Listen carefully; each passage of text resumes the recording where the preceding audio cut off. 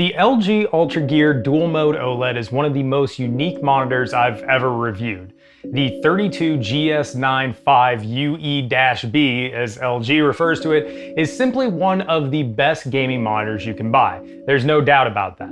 The 4K OLED display looks stunning, the stand is robust with a wide range of adjustment, and the brightness is honestly off the charts. The only thing holding it back is the same thing that makes the monitor stand out so much: its unique dual refresh rate feature.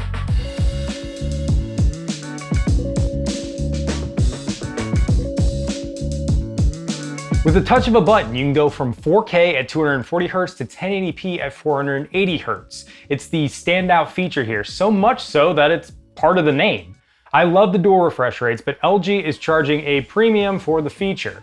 You'll spend anywhere from $200 to $500 more on this monitor compared to other 4K OLEDs, so you want to make sure that the dual refresh rate really fits your needs before buying. But hey, before diving into the rest of the review, make sure to get subscribed here on Digital Trends and leave a like on this video. Thank you very much. All right, let's talk about the monitor's design here. LG really stepped up its game with the UltraGear Dual Mode OLED. It takes a lot of cues from Samsung actually with the overall design, with a stand that looks similar to that of the Odyssey OLED G8. LG is using plastic instead of aluminum, and the monolithic stand is much thicker than I expected. But you still get a clean cable routing channel through the base of the stand, as well as a relatively small base that minimizes how much desk space the monitor takes up. Around the back, you have a long RGB strip that wraps around the UltraGear logo and provides a nice bit of bias lighting. It's a strange design, but I'm kind of into it. You're given options in the menu to set up to 4 different color presets, as well as cycle through different colors. The backlight is all in one zone, so you'll either have to leave it cycling or go with a static color. Up front, the monitor is clean. There's no branding and no bezel, and you immediately get sucked into whatever is on the screen.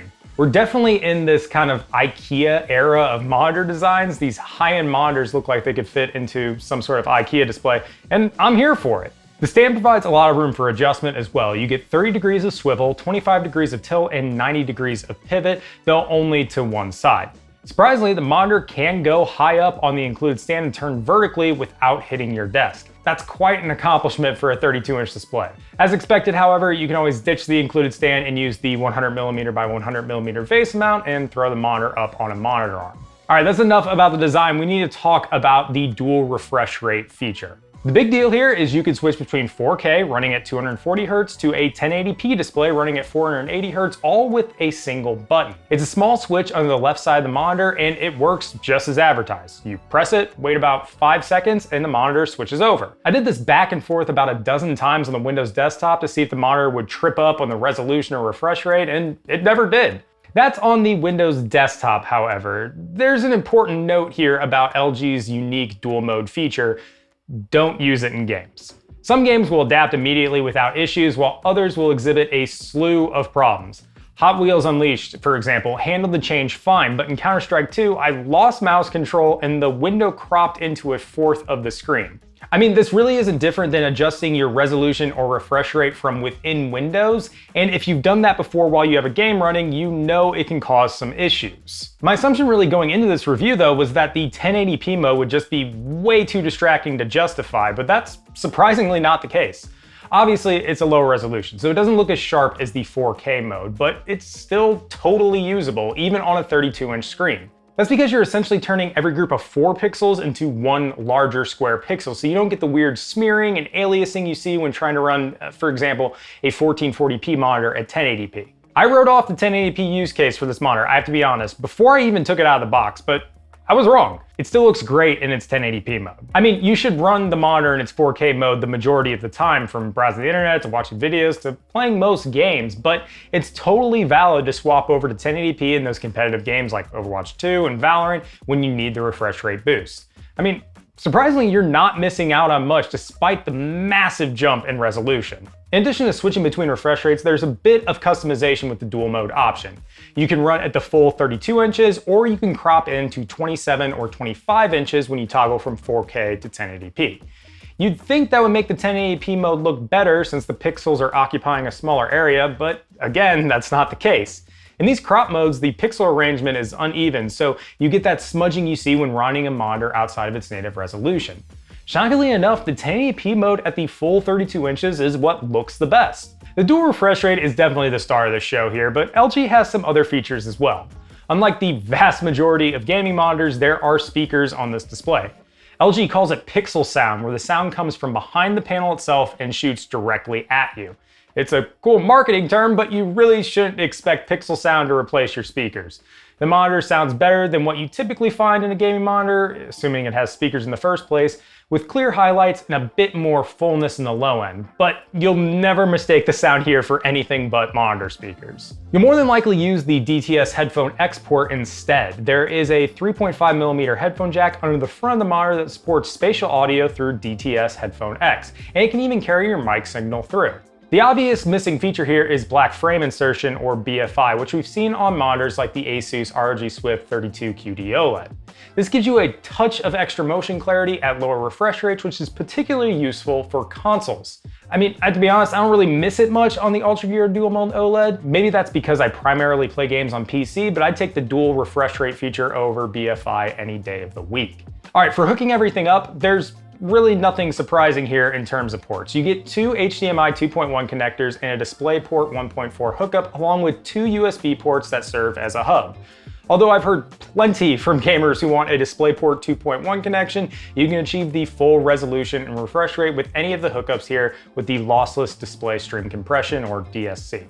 In the event you want to turn off DSC, you can, but you'll be limited to 120 Hz on the HDMI ports. Honestly, I'm more concerned with the lack of USB-C or any sort of KVM switch here. You find this on even cheaper 32-inch OLEDs like the MSI MPG 321URX. Make sure to watch our video review of that. And it's just totally absent here. I mean, this is a $1,400 monitor, and it's not unreasonable to expect a USB-C input and KVM switch to swap your peripherals over to two different sources. And that's before we get to USB-C power delivery through the display, which is obviously absent here as well. However, LG did make some improvements over its previous UltraGear OLED 27, and that comes in controlling the monitor. You have a joystick now, praise the Lord. Although I'd still take a remote, it's nice to see dedicated controls on the monitor for adjusting your settings. You have a lot of settings too, from the ability to turn off DSC to a uniform brightness mode. All right, let's move on to image quality, which is obviously the big question for most buyers. This is a WOLED panel that comes from LG Display, not the crop of QD-OLED panels we've seen from Samsung Display. These two display types have been duking it out over the past couple of years, but the UltraGear Dual Mode OLED shows that they're closer now than they've ever been.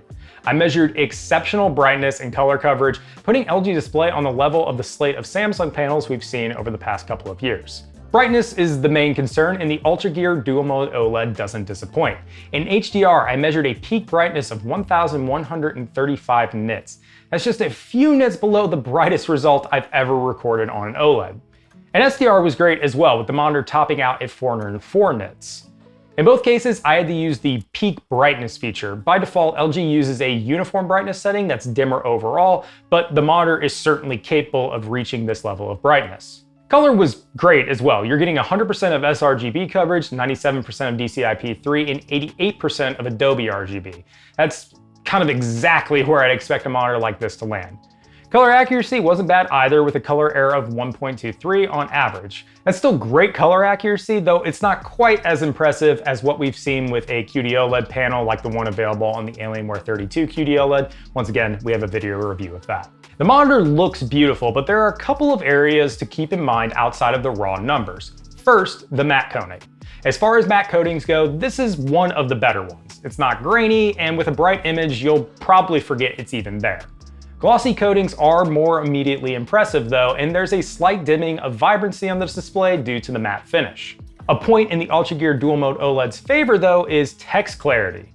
There's been some concern about the subpixel layout of OLED monitors and how they struggle to produce clean lines on text. LG is using a slightly different subpixel layout here, and text clarity is much better as a result. All right, that's image quality. On to gaming.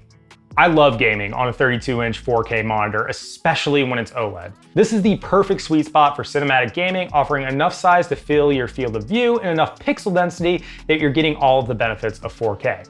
Backed up by a 240 Hz refresh rate, G-Sync compatibility, and FreeSync support, you're going to have a great time gaming on the UltraGear Dual Mode OLED at 4K. You probably don't need me to tell you that though. We've seen how OLED provides an incredible gaming experience for years, really ever since the introduction of the Alienware 34 QD OLED. My main question in terms of this review is how the dual refresh rate feature actually improves the gaming experience, which is a surprisingly difficult question to answer. At a high level, you run at 4K and 240 Hz if you're playing a cinematic game like Cyberpunk 2077 or Alan Wake 2, and you pop over to 1080p at 480 Hz when you need to get down and dirty in Valorant or Rainbow Six Siege. I just don't find myself changing that often, or at the very least not often enough to justify a 480 Hz refresh rate. That's the unique dilemma of the UltraGear Dual Mode OLED.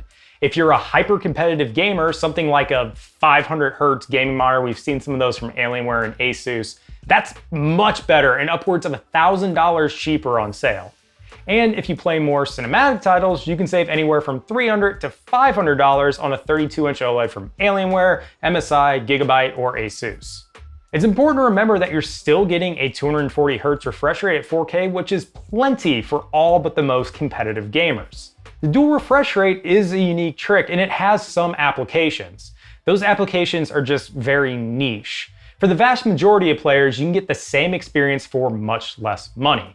The UltraGear Dual Mode OLED really forced you to think about how practical switching between the two refresh rates and resolutions is, because LG is charging a premium for the feature.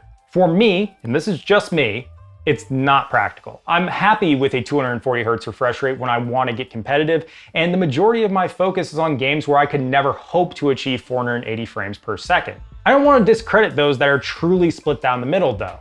I just suspect that group is much smaller than LG may have hoped. All right, wrapping things up, I want to take a look at the warranty because LG is lagging a bit here. First, for taking care of the panel, you have a few options to keep the monitor looking fresh. The display has 3 different levels of pixel shifting, which will subtly move the image on screen to reduce burn-in, as well as an automatic screensaver. There's a panel cleaning feature as well, which is nice to have for occasional maintenance. Although we've seen more burn-in prevention features such as taskbar detection on MSI's OLED and HUD detection on Asus's, LG has the standard assortment of prevention options here. You also get a 2-year warranty that covers burn-in, which isn't as impressive as it sounds. A few months back, the wider monitor industry responded to displays like the Alienware 27QD OLED and its 3-year warranty. Now, most OLED monitors come with that same warranty except for LG's. In fact, it took months for LG to even update its original warranty, which explicitly excluded burn-in originally. Realistically, you won't develop burn-in within 2 years of using this monitor if you use the burn-in prevention features. Although it's great that LG is covering burn-in now, it's still a full year behind the rest of the industry, which has moved on to 3 years of protection as the standard. Is it going to be that big of a deal in practice? Probably not, but it would be nice for LG to at least match the other options in the market, considering it's so much more expensive. All right, on to some conclusions. LG is targeting a very specific type of gamer with the UltraGear Dual Mode OLED. You'll probably know if this monitor is for you. Maybe you need a 4K display to work on, but you want an ultra-fast 1080p monitor for competitive games. If so, yeah, the UltraGear Dual Mode OLED is the answer you've been searching for. Or maybe you're limited on desk space and you can't justify having multiple monitors for different types of games. It fits that role as well.